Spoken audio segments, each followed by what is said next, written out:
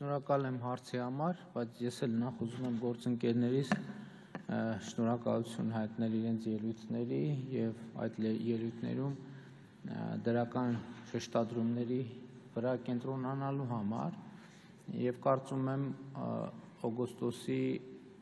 8-ի իրադարձության մթնոլորտն է, որ նաեւ այստեղ արտահայտվում է, դուք մենք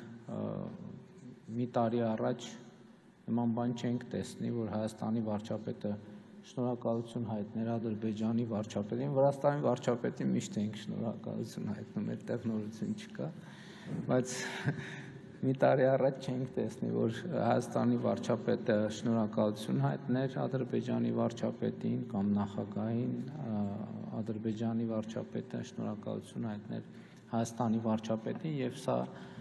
շատ կարևոր իրադարձությունների մասին է վկայում եւ ես ուզում եմ ընդգծել, որ իսկապես մեր Հայաստանի եւ Ադրբեջանի միջև խաղաղությունը հաստատված է եւ ուզում եմ այս նրբության վրա ուշադրություն դարձնել, որովհետեւ թե իմ, թե նախագահ Ալիևի կողմից այս շեշտադրումն է արվում եւ դա իրողություն է։ Փոխկապակցվածությունը կարծում եմ շատ կարևոր է հաստատված խաղաղությունը ինստիտուցիոնալ դարձնելու համար, որովհետև իմ ելույթում ես փորձեցի դա ընդգծել, որ գիտեք այնուամենայնիվ տրանսպորտային կապերը դրանք արդեն ընդգծեցի, որ բերում են միասնական օգուտներ, բայց պետք է ուղիղ ասել նաև, որ դրանք բերում են, եթե կարելի է այսպես ասել, փոխկախվածություններ։ Իհարկե այս բառը կարող է քաղաքական առումով բարեհունչ չհնչել, բայց սա շատ կարևոր գործոն է, այսինքն ինչ է նկատի առնվում, երբ որ երկրները սկսում են իրար հետ համագործակցել տրանսպորտային հաղորդակցության բնագավառում, դա ինչ էֆեկտի է բերում, դա բերում է տնտեսական աճի էֆեկտի, դա բերում է բյուջետային եկամուտների աճի, դա բերում է պետական ծախսեր անելու եւ հանրությունների բարեկեցության մակարդակը բարձրացնելու էֆեկտ է բերում եւ հանկարծ երկրները հասկանում են, որ փոխադարձաբար հետաքրքրված են միմյանց կայունությամբ, տարածքային ամբողջականությամբ, ինքնիշխանությամբ, երկրների ինքնուրույն որոշումներ կայացնելու կարողություններով, որովհետև շատ կարևոր է, որ երկրները, ես տվյալ դեպքում Հարավային Կովկասի երկրների մասին եմ խոսում, մենք իրար հետ հաղորդակցվելիս, մենք վստահ լինենք, որ հաղորդակցվում ենք իրար հետ եւ մենք կարող ենք հասնել ձեռք բերել պայմանավորվածություններ եւ իրականացնել այդ պայմանավորվածությունները։ Եվ այս առումով իսկապես մեզ եւ մի ուրիշ բան էլ, որ երեք ես վարչապետ Կոբախիձեի հետ մենք այդ թեման քննարկել ենք, ես կիսել եմ այս իմ միտքը վարչապետ Կոբախիձեի հետ, երբ որ գիտեք հիմա այս հաստատված խաղաղությունը նաեւ մեզ համար շատ լավ հնարավորություն է հետադարձ հայացքով նայել մեր վերջին ավելի քան 100 տարվա պատմությանը։ Եվ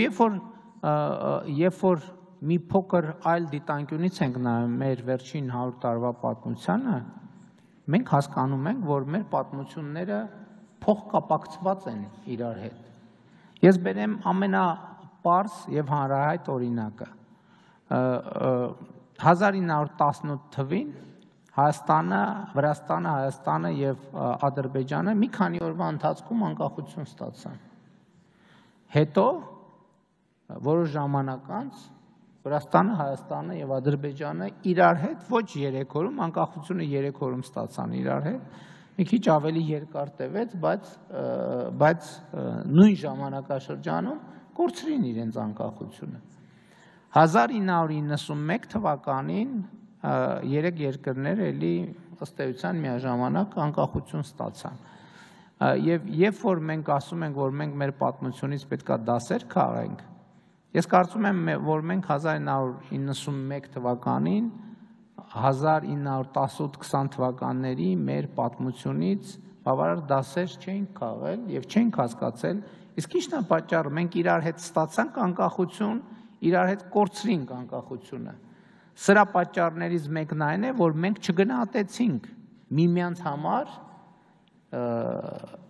իրար անկախությունների, ինքնիշխանությունների եւ պետականությունների կարեւորությունը։ Մեզ թվում էր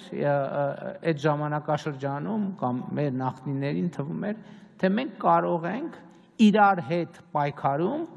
ավելի մեծ օգուտներ ստանալ։ Մինչդեռ պատմությունը ցույց տվեց, որ իրար հետ պայքարում մենք կարող ենք միայն կորուստներ ունենալ եւ կորցնել ամենակարևորը՝ պետությունը, անկախությունը։ Եվ ես ուզում եմ նաեւ մի այսպիսի չհամաձայնեցված գոնե իմ ընկալումը եզրակացություն անել,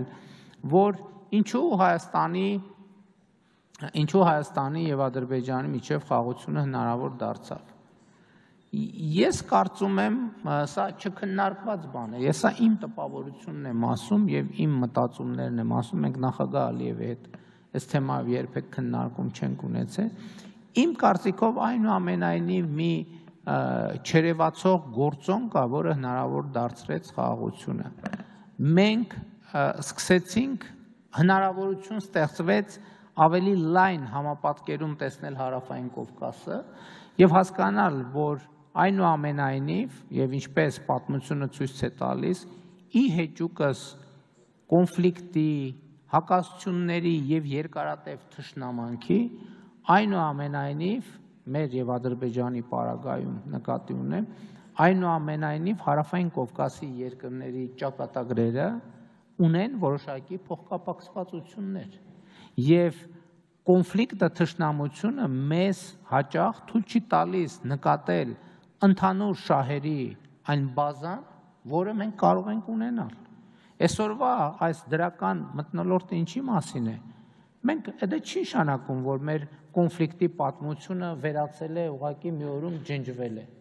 Ոչ չի կարող լինել այդպիսի բան։ Նշանակում է ուրիշ բան, որ մենք սկսել ենք մի փոքր ավելի շատ նկատել,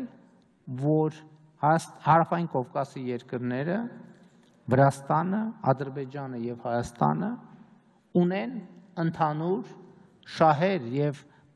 կա հավանականություն, որ այդ ընդհանուր շահերը ունեն ռազմավարական նշանակություն։ Եվ ես իրականում չշեղվեցի տրանսպորտի մասին, հաղորդակցության մասին ձեր հարցից, որովհետեւ նաեւ երբ որ մենք հարցերին այս դիտանկյունից նայենք, ես կարծում եմ, որ մենք կկարողանանք տարածաշրջանային մրցակցության, որտեղ երկրները մրցակցում են իրար հետ, մարդիկ են մրցակցում, կուսակցություններն են մրցակցում, այդ ամեն ինչ նորմալ է, բայց այդ էներգիան մենք Հարավային Կովկասում կարող ենք օգտագործել համագործակցության մթնոլորտ ձևավորելու համար, հասկանալով, որ այն բեռները, խողովակաշարերը, որոնք կանցնեն մեր տարածաշրջանով, փաստորեն նրանք եկամուտ են բերելու մեր բոլոր երկրներին։ Հետևաբար ստացվում է, որ մենք ընդհանուր գործընկերություն ունենք։ Հետևաբար մենք բոլորս, երբ որ մեր պետական բյուջեի եւ հանրային եկամուտները կմեծանան, մենք բոլորս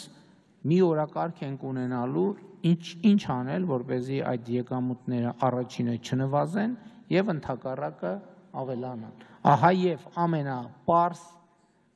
այն ընդհանուր շահերի բազան, որի մասին ես խոսում էի։ Շնորհակալ եմ։